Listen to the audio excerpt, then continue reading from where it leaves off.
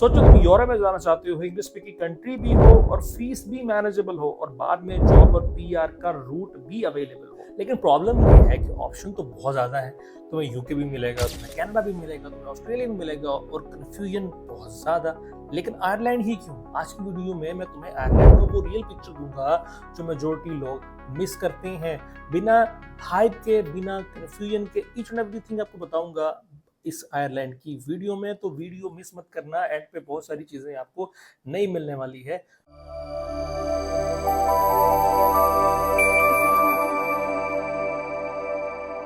बिस्मिल्लाहिर्रहमानिर्रहीम, अस्सलाम वालेकुम। मेरा नाम सलमान है और मैं हूं अबू कंसल्टेंट फ्रॉम स्टडीफाई कंसल्टेंट्स के। आज की वीडियो आपके लिए गेम चेंजर साबित हो सकती है। यहाँ पे मैं आयरलैंड को प्रमोट नहीं करूंगा। यहाँ पे इस वीडियो में बताऊंगा कि आयरलैंड आपको चूज करना चाहिए या नहीं करना चाहिए। यहाँ पे हम जो है वो नंबर 1 पॉइंट पे जो बात करते हैं वो है आयरलैंड को लोग समझते नहीं है, स्टूडेंट को समझ में नहीं आता आयरलैंड एक है या आयरलैंड दो है। तो यहाँ मैं बता दूं आयरलैंड एक independent European education system offer करता है जो कि यूके से इंस्पायर्ड है, बट यूके का ये पार्ट नहीं है। पॉइंट 2 में हम यूरोप का एंट्री पॉइंट यहाँ पे डिस्कस करने वाले हैं।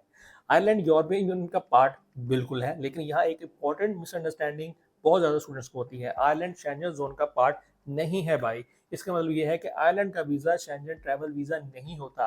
आप सिर्फ आयरलैंड में ही ट्रैवल कर सकते हो, लेकिन आपको एडवांटेजेस भी मिलते हैं। अगर आप जर्मनी, इटली और पुर्तगाल जैसे कंट्रीज की लॉन्ग जो है वेटिंग वीजा इशू से तंग हो तो आयरलैंड एक smooth alternative entry route Europe visa आपके बन जाता है, जो कि आपको अपॉइंटमेंट्स का भी इशू नहीं है, वेटिंग लिस्ट का भी इशू नहीं है। तो इजी प्रोसेस के साथ आप आयरलैंड को चूज कर सकते हो। अब बात करते हैं पॉइंट 3 की, जो कि आयरलैंड को एक सबसे ऊपर का जो है वो कंट्री बना दे। एज यू नो, आप सब स्टूडेंट्स को पता ही होगा कि आईटी की जितनी भी दुनिया में बड़ी बड़ी कंपनीज हैं तो उनका सबका जो हेड ऑफिस है वो सिर्फ और सिर्फ आयरलैंड में वाक़ है। आयरलैंड में फेसबुक, गूगल और लिंक्डइन जैसी कंपनीज के हेड ऑफिस है। सोचो, जब इतनी बड़ी कंपनीज कंट्री को चूज करती हैं, इसका मतलब क्या होता है कि स्टेबल आपकी इकोनॉमी है, उसके बाद आपके पास स्किल्ड जॉब्स है, उसके बाद स्ट्रॉन्ग इंफ्रास्ट्रक्चर है और सेफ एनवायरमेंटल है। सो आप लोगों को ये सारी चीजें देखनी पड़ेगी तो आयरलैंड को चूज करना पर जहाँ पर इतनी बड़ी बड़ी कंपनीज होती है, जॉब्स भी आपको क्रिएट होती हैं, जॉब्स क्रिएट करती हैं, स्टूडेंट्स को अपॉर्चुनिटी मिलती है।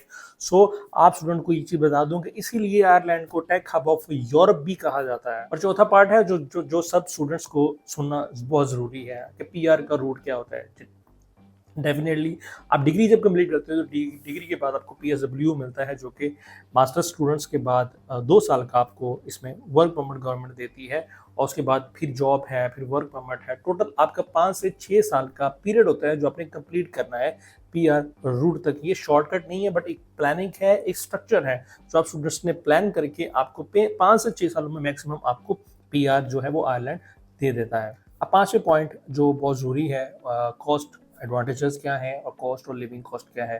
ट्यूशन फी अराउंड जो आयरलैंड में स्टार्ट होती है वो 6,000 यूरो से लेकर आपकी 16,000 यूरो तक जाती है। बट अगर मास्टर स्टूडेंट्स की बात करूं तो वो 9,000 यूरो से स्टार्ट होकर 15,000 यूरो तक पहुंच जाती है, जो कि एक नॉर्मल मिड रेंज की यूनिवर्सिटी मिल जाती है, जिसमें वो पब्लिक यूनिवर्सिटीज भी मिलती हैं, कुछ प्राइवेट यूनिवर्सिटीज भी मिल जाती हैं। But definitely you know the public universities mostly student choose करते हैं। लिविंग एक्सपेंसेस जो है वो यूके से काफ़ी ज़्यादा कम है, जिसमें वीज़ा प्लस इंश्योरेंस कॉस्ट भी रिलेटिवली लो हो जाती है। इसीलिए मैं हमेशा कहता हूँ कि आयरलैंड एक मिड बजट यूरोपियन डेस्टिनेशन कहा जाता है, जिसकी वीज़ा सक्सेस भी पाकिस्तानी स्टूडेंट्स के लिए 90% है, जो कि काफ़ी सारे स्टूडेंट्स का वीज़ा प्रोसेस हमने किया। 6 में हमने इनका देखा कि वीज़ा रेशो काफ़ी अच्छी है, बट उसके बहुत सारे प्रॉज एंड कॉन्स हैं जो कि मैं इस वीडियो में आपको एंड में बताने वाला हूँ। पॉइंट 6 की बात जो है वो फ्लेक्सिबल एंट्री रिक्वायरमेंट्स की बात करते हैं। बहुत सारे स्टूडेंट्स पूछते हैं जी एंट्री रिक्वायरमेंट फ्लेक्सिबल है या नहीं है। यस, एंट्री रिक्वायरमेंट्स काफ़ी ज़्यादा फ्लेक्सिबल है। इसमें यहाँ पे आपको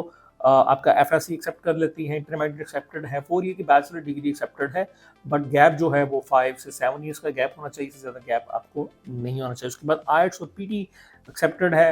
मल्टीपल इनटेक्स आपको मिल जाते हैं, सितंबर है, जन है, समटाइम अप्रैल मई इनटेक भी इसमें अवेलेबल है। और अगर प्रोग्राम्स की बात करूँ तो आईटी, बिजनेस, लॉ और हेल्थ साइंस और आर्ट्स के मिल जाते हैं। यानी हर स्टूडेंट्स के लिए एक स्पेस जो है वो आयरलैंड यूनिवर्सिटीज़ आप स्टूडेंट्स को प्रोवाइड करती है। हमेशा एक चीज़ मैंने बोली है अपने सारे स्टूडेंट्स को कि हर कंट्री की अपनी एक रिक्वायरमेंट है, हर कंट्री की एक अपनी अपॉर्चुनिटी है। अगर आप आयरलैंड की अपॉर्चुनिटी समझते हैं तो आयरलैंड हर स्टूडेंट्स के लिए नहीं है, ठीक है।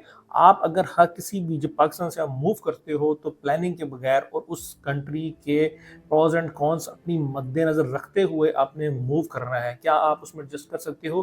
क्या आप में उसमें कितनी कैपेबिलिटी है कि आप उस कंट्री में एडजस्ट कर सकते हो? ये सारी चीज़ों के साथ-साथ आपका गोल क्या है? स्टडी करना है, अर्निंग करनी है, पीआर लेनी है, उस गोल के मुताबिक आपकी प्लानिंग बनती है।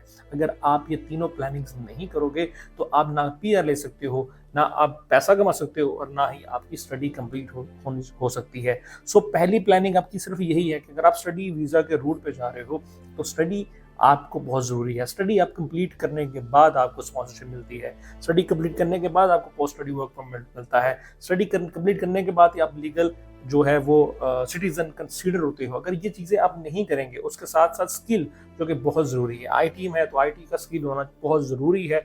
आप एक आईटी के कंट्री में जा रहे हो तो आईटी की स्किल आपके पास बहुत ज़रूरी होनी चाहिए। अगर आईटी का स्किल आपके पास है तो आयरलैंड में आपको बहुत ज़्यादा जॉब अपॉर्चुनिटी जल्दी मिल जाती हैं। अगर आप स्टूडेंट्स ये सारी वीडियो अगर आपको हेल्पफुल लगी तो इस वीडियो को आप प्लीज़ लाइक करें, शेयर करें, सब्सक्राइब करें और बेल का आइकन दबाएं तो लेटेस्ट इंपॉर्टेंट अपडेट्स हम इस चैनल के थ्रू लेकर आते रहते हैं आप स्टूडेंट्स के लिए। और साथ ही साथ अगर आयरलैंड के ख्वाहिशमंद जो स्टूडेंट्स आयरलैंड में स्टडी करना चाहते हैं, एक आईटी के हब में जाना चाहते हैं, तो हमारे दिए गए नंबर्स पे जो हमने मेंशन किया हुआ अपनी स्क्रीन के ऊपर, उस पर अपने डॉक्यूमेंट शेयर करके हमारे काउंसलर के साथ कंप्लीट गाइड ले सकते हैं। यस, इसमें बहुत सारी ऐसी चीज़ें हैं कि बैंक स्टेटमेंट कितनी है, each and every total cost कितनी है, वो हम नेक्स्ट अपकमिंग वीडियोस में लेकर आएंगे। तो अदरवाइज ये वीडियो बहुत लंबी हो सकती थी। सो अगर किसी यहाँ तक अगर आपको कोई चीज़ समझ नहीं है, आप अपने वीडियो के नीचे अपने कमेंट की राय का इजहार कर सकते हैं, जिसकी कमेंट्स मैं खुद देता हूँ, कमेंट्स के जवाब मैं खुद देता हूँ। तो आप प्लीज़ इस चैनल को सब्सक्राइब भी कर लें। आज के इतने ही। Thank you so much. अल्लाह हाफिज़।